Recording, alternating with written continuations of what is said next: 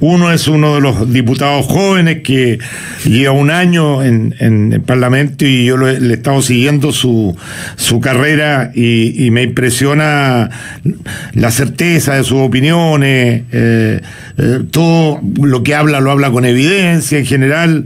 Me gusta mucho su forma de ver la realidad. Me refiero al abogado y doctor en Derecho Diego Chalper, diputado. Checho, me dejaste la vara más alta y no sé qué voy a decir en este programa. Pero está bien, porque cosa que diga, por último, escúchame, la gente se queda con una frase, entonces que se queden con esa frase. No, Checho, yo quiero partir también transmitiendo un sentimiento de preocupación, específicamente por algo que está pasando en mi distrito, en Coltauco. Aprovecho de enviarle un saludo muy cariñoso a los bomberos, al gobierno regional, a la gente de CONAF, a mi delegado territorial allá, Félix Sánchez, porque lamentablemente, Checho, hay un incendio muy grande. Y bueno, esto habla de que tenemos desafíos pendientes también en materia de prevención de incendios. Ahora, mira, a propósito de lo que tú decías, yo creo que esta crisis tiene muchos componentes y evidentemente hay un componente social. Aquí hay un malestar que en un porcentaje efectivamente ha sido instigado por ciertos sectores, pero también hay un malestar real, que yo creo que dice relación con que no fuimos capaces de hacer las reformas que necesitábamos para mejorar esta economía social de mercado oportunamente. Y yo creo que en eso hay que hacer una autocrítica. Quizás nos faltó audacia, quizás nos faltó capacidad innovativa, lo que ustedes quieran. Pero lo cierto es que aquí hay un malestar y que lamentablemente, y aquí le hablo a mis amigos de la centro derecha, ese malestar cuando no se ataca es el mejor caldo de cultivo para ciertas visiones extremas que en un país como el nuestro debiesen representar el 4, el 5%, pero cuando representan el 18%, como fue el caso de Beatriz Sánchez, bueno, algo pasa. ¿Por qué tanta gente se compra esta mirada que dice que hay que partir de cero, que todo se ha hecho mal, que hay que refundarlo todo, que hay que avergonzarse estos últimos 30 años? Es un llamado de atención a cómo nosotros tenemos una tarea por delante muy muy grande de entender que si las ideas no predominan en el mundo social, la verdad de las cosas es que los vuelcos políticos pueden ser muy importantes. Y yo creo, Checho, primera autocrítica que hacerse, la centro derecha hoy día ha perdido en el mundo social, en el mundo sindical, en el mundo gremial, en el mundo estudiantil. Piensen ustedes que la inmensa mayoría de los centros de estudiantes, Checho, y las federaciones no son gobernadas ni siquiera por el Partido Comunista, sino que por colectivos que yo francamente a veces me cuesta entender cuál es su dimensión ideológica. Entonces yo creo que acá tenemos una pega súper grande de salir a defender nuestras ideas. Y lo segundo, yo creo que hay una reflexión que hacer, Checho, de cómo hacemos que esta economía transite hacia una economía social de mercado. En castellano, si no queremos terminar en un estatismo total, que yo creo que sería un fracaso y que lo sentirían especialmente los más pobres, tenemos que leer un libro que para mí ha sido muy inspirador, que es el libro Salvando el capitalismo de los capitalistas de Singales, sí, que es bien interesante, porque en el fondo el capitalismo no se sostiene sin concentración de mercado, o sea, con concentración de mercado, no se sostiene sin competencia, no se sostiene sin emprendimiento. Y aquí algo ha pasado en Chile, que pese a las cifras elocuentes que muestran cómo hemos avanzado, la sensación que hay es que cuesta mucho emprender, que cuesta mucho salir de los mercados concentrados. Entonces tenemos una pega que hacer, y yo creo que hay muchos capitalistas aquí que han sido, Checho, los peores verdugos del modelo. A los peores, así es. Mira, yo quiero tratar de conectar lo que decía Mauricio con tu pregunta, Checho, porque efectivamente, como no tenemos diagnóstico, yo creo que la clase política está en una especie de SQP, sálvese quien pueda. Y por lo tanto, yo veo una oposición más preocupada de exaltar ciertas posiciones extremas, si tú quieres, a tomarse el tema de la violencia, de la justicia, el que tú quieras, con rigurosidad, con responsabilidad, entendiendo que evidentemente el orden público no supone violar derechos humanos, pero también hay que entender que es muy distinta la situación normal a lo que estamos enfrentando hoy día, que es una turba violenta que no respeta ningún límite y en el cual evidentemente la reflexión sobre los protocolos de violencia, sobre el rol de carabineros, tiene que hacerse con rigurosidad. Yo la verdad que veo con mucha preocupación a una oposición más preocupada de ensimismarse, o sea, de asentar sus propios diagnósticos, de asentar sus propias visiones, que de colaborar, porque miren, acá cuando tú te das cuenta que la Plaza Italia, digamos,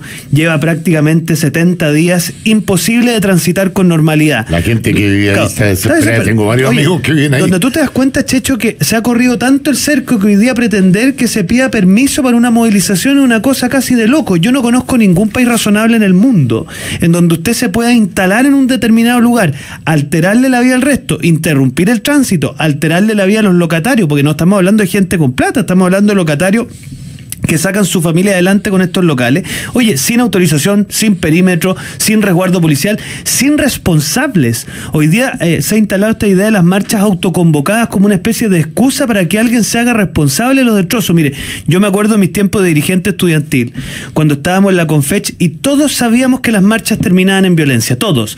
¿Cuál era la diferencia? Que a algunos en la Confech eso no les importaba y para nosotros era motivo suficiente decir, oye, alguien aquí tiene que hacerse responsable porque si no, no podemos generar ese contexto de violencia. Entonces, resumo mi punto en lo siguiente. Si nosotros como dirigentes, como clase política, no somos capaces de entender que evidentemente hay que exigirle a Carabineros que respete los protocolos y nadie ampara abusos de la fuerza, pero si Carabineros no cuenta con el apoyo, con el resguardo y con las posibilidades reales de hacer que la gente respete el orden público como parte de sus expresiones y que por lo tanto no le demos ningún milímetro a aquellos que hacen de la violencia su manera de expresarse, entonces francamente tú lo dijiste muy bien, Checho, si bien no hay paz sin justicia, tampoco se puede construir la justicia sin paz. Mira, yo creo que el Estado de Derecho es una construcción teórica muy endeble, Checho, y si hay algo que hemos visto es eso, porque el Estado de Derecho parte de 3 acuerdos, y esto te lo explican los contractualistas a propósito de algunos autores. Primero, suponer que nosotros tomamos la decisión de formar parte de un Estado porque el Estado nos garantiza poder vivir, como decías tú, en comunidad, en convivencia armónica y en paz. Eso supone respetar los derechos de los demás, supone que el monopolio de la fuerza lo tiene el Estado y que evidentemente lo tiene que ejercer cuando ciertas personas pretenden alterar los derechos de los demás.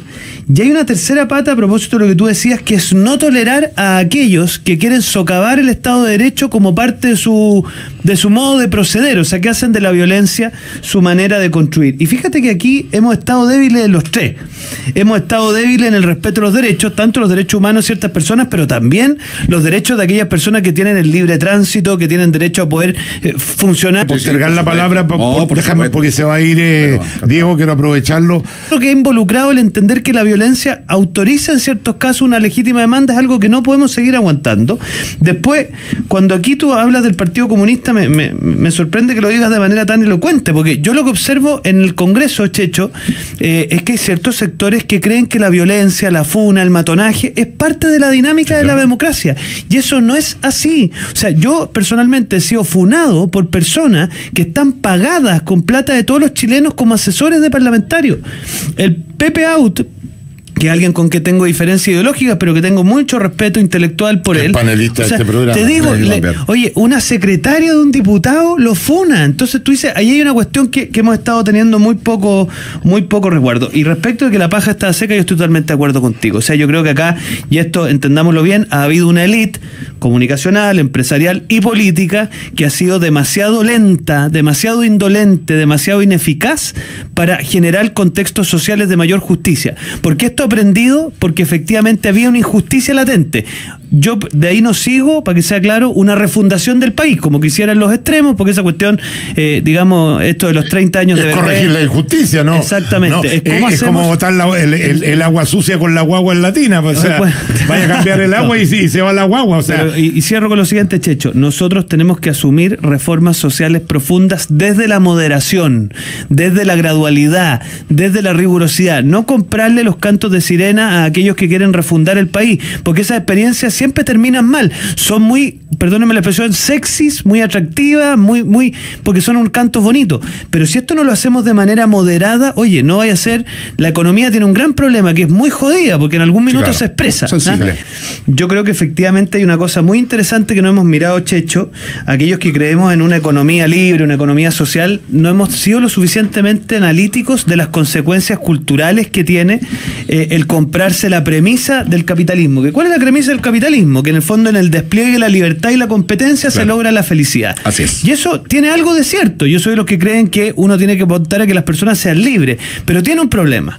Cuando usted le quita el sentido, colgándome lo que decía Mauricio, y esto pareciera ser un puro desplegar de la propia autonomía, sueles tener sociedades más segregadas, sueles tener peores relaciones interpersonales, sí, claro, sueles tener menor comunicación. Y fíjate que el modelo capitalista parte de la base de que tú tienes que colaborar con el otro, pero si lo haces competir, tú tiendes a colaborar menos, tiendes más bien a aislarte más. Entonces tenemos sociedades más segregadas, más privatizadas en el sentido más genuino de la palabra, y eso nos está generando efectivamente una crisis relacional. Mira, yo creo que nosotros, cuando miráis la violencia así, le ponía un poquito de detalle, tú te das cuenta que hoy día la violencia, hay dos clases de violencia que me tienen muy preocupado: la violencia con fin de lucro, que son los gallos pagados por los narcotraficantes, y la violencia de aquel que tiene falta de sentido de pertenencia, Checho, que son estos cabros entre 15 y 25 años, que les dijimos que iban a ser felices si se buscaban permanentemente a sí mismos, no se sienten parte de nada, no respetan la autoridad. Y por eso que van a marcha a veces sin saber por qué están marchando, porque tienen la sensación de pertenencia por lo menos a ese grupo. Mira lo duro. Sí. Entonces, yo creo que acá tenemos que hacernos la pregunta, bueno, tú le pones psicología, yo trato de ponerle un poquito de sociología, ¿cuáles han sido las consecuencias culturales de esta sociedad de consumo? Y creo que en eso tenemos que hacer una corrección. Mira, yo creo que el mejor adversario del estatismo, porque aquí lo que no nos puede pasar es hacer una vuelta de tuerca atrás y creer que el Dios Estado nos va a venir a salvar de esta situación, es la lógica de la sociedad civil. Mira, aquí hay muchos pensadores en distintas partes del mundo que están diciendo, aquí como bien dices tú, no fue ni el Estado ni el mercado omnipotente el que nos resolvió el problema. Y tenemos que volver a la base, que cuáles son las personas asociadas, la sociedad civil, los grupos intermedios, las organizaciones, expresadas económicamente en los emprendimientos y expresadas en el mundo de la sociedad civil, de los problemas públicos, lo que le llaman las empresas B, lo que le llaman las ONG. O sea, ni el Estado administrando problemas públicos exclusivamente, ni el mercado resolviendo problemas públicos exclusivamente. Los partidos políticos finalmente infiltran a esas sociedades civiles y al final es más de lo mismo. Mira qué importante. Si tú te das cuenta,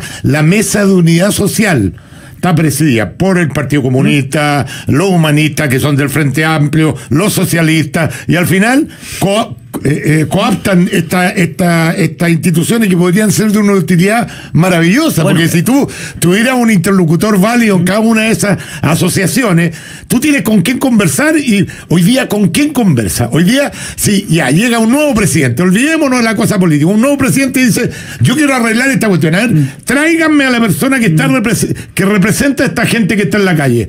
No tiene interlocutor. No tiene interlocutor. Son miles de demandas distintas, de distintas ondas, algunas con certeza, otras con ignorancia, porque hay gente que pide cosas y alientan mucha de esta clase política. Si eso es lo que digo yo, que perdona que tú eres diputado, pero hay diputados que se salvan tanto de la izquierda como de la derecha, y yo lo he tenido aquí en este programa y trato de invitar a la gente que aporta, pero ¿cómo un grupo de diputados está haciendo una ley para subir el ingreso mínimo a 500.000 pesos, sabiendo que está en contra de la ley? O sea, los que hacen la ley pasan a llevar la ley, porque ustedes saben que los diputados no pueden hacer iniciativa que le involucre plata al Estado. La iniciativa que le involucre, según la Constitución, tiene que ser hecha por el Ejecutivo, o sea, el presidente de la República y sus ministros. Y ellos saben que están cometiendo una falta grave, o sea, no están pasando por sobre y siguen adelante. Entonces, cuando tenemos esa clase política, perdona que te diga, Diego, sí, es difícil. Vuelvo a decir, estamos hasta las masas, nos dan el ancho.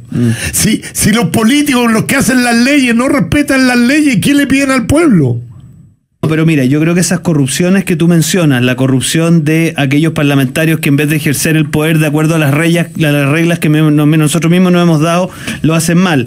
La cooptación del mundo social por la parte de la ideología política o la legislación. Pero ojo, también la cooptación de algunos gremios por poderes económicos, que al final lo que están llamados a hacer ellos es a representar intereses gremiales, no intereses, por decirlo así, particulares. Yo creo que te hablan de una distorsión de cómo tenemos que entender a la sociedad civil. Mira, yo soy de los que creen que, y ahí yo soy quizás un poquito optimista a diferencia de algunos, que aquí este choque entre estas dos ideologías, aquellos que creen que el Estado omnipotente va a resolverlo todo y aquellos que creen que el mercado omnipotente va a resolverlo todo, efectivamente eso se está visto superado porque la misma realidad se impuso. Mira, yo soy de los que creen que la Unión Soviética no cayó por Estados Unidos, cayó porque el sistema era insostenible. Porque un sistema que anula la autonomía y la libertad individual es insostenible. Pero un capitalismo que no entiende que las relaciones interpersonales son relevantes, que cuidar las comunidades es relevante, que cuidar el medio ambiente es relevante, también se hace insostenible, Checho. Entonces, ¿cómo hacemos? Es que están mostrando los dos modelos su forma extrema. Porque la verdad que yo personalmente defiendo el mercado, pero claro, con un rol fiscalizador potente del Estado. Mira, si el Estado no está presente, se producen todo este tipo de abusos. Cierro con mi idea en lo siguiente. Yo creo que acá, de nuevo, siempre es más atractivo en el mundo que vivimos, especialmente con las redes sociales, irse a los extremos. Lamentablemente Twitter es como una expresión máxima del extremismo, ¿eh? Pero yo creo que los países los salvan las moderaciones. ¿Cómo hacemos para empatizar con lo que está planteando, digamos, los distintos sectores y vamos buscando una solución de reforma? Mira, yo por ejemplo voy a permitirme una licencia. ¿Sabes por qué estoy por el no en el plebiscito? Porque creo que Chile no necesita una refundación. Y creo que el camino del sí es refundacional, es construir desde cero, es partir de una hoja en blanco. Y yo personalmente creo que Chile no necesita eso. Chile lo que necesita son reformas sociales profundas, reformas, cambios, mejoramiento. Algunos inspirados en algunos planteamientos más de izquierda, otros planteamientos más de derecha, pero pretender partir de cero es francamente algo que creo que Chile no se merece, ¿eh? Entonces, yo creo que a veces nos dejamos tentar por ciertas visiones más extremas, pero lo que tenemos que trabajar todos es cómo moderamos nuestro discurso y construimos una cosa. Mauricio, déjame, a propósito también una cuñita política. Tú vas a votar que no, yo también. Yo he dicho que soy el niño símbolo, no, por varias razones. Una, por lo que tú acabas de decir. Segundo, porque yo creo que con el daño económico que se le ha hecho a Chile, con toda esta destrucción, 2 años de incertidumbre en materia de inversión nos va a mandar a la cresta. O sea, los que creen que Chile es un país rico y que le han mentido que Chile es un país rico, Chile no es un país rico. Siendo un país pobre, logró en 30 años tener un nivel de desarrollo de pasar de un ingreso per cápita de 2.500 a $25.000. Ese ha sido un milagro, le guste al que le guste o al que crea o no crea, eso es una cuestión espectacular. Haber bajado la pobreza de un 60 a un 8%, o sea, espectacular. Pocos países con la cantidad de recursos de Chile lo ha logrado. Entonces, lo que tenemos que seguir haciendo es alcanzar el desarrollo, y para eso necesita inversión. ¿Y qué inversionista va a invertir hoy día? Usted, es la pregunta que le hago a los auditores. Si usted tuviera lucas, ¿lo invertiría hoy día en Chile? Por lo menos diría, me espero hasta saber que se definan para dónde va la mano. A ver si va a ganar la constitución de Giraldi, que no quiere que la propiedad privada sea un valor, o si va a ganar la de la concertación, que son moderados y qué sé yo. Por lo menos se espera como capitalista. Bueno, esa espera, durante 2 años, va a haber 0 inversión en Chile. Acuérdense de mí, los próximos 2 años, 0 crecimiento. Acuérdense de mí, 0 crecimiento. O sea, puede haber un 1% crecimiento, pero que por el crecimiento de la población es igual a 0. O sea, ¿y eso qué significa? Si las cifras no dicen nada, significa desempleo, querido amigo. Todas esas familias que están hoy día contentas, ¿no? Van a tener al dueño casa o al proveedor que no va a tener, no va a tener un sueldo, no va a tener ni siquiera el sueldo mínimo. Entonces, por eso que yo digo, ojo, la economía es una cuestión que cuesta mucho, es como un edificio. Cuesta mucho construir un edificio, tarda meses y años en construir un edificio, pero basta que le meta una dinamita a usted para que el edificio se venga abajo de una. Así es la economía.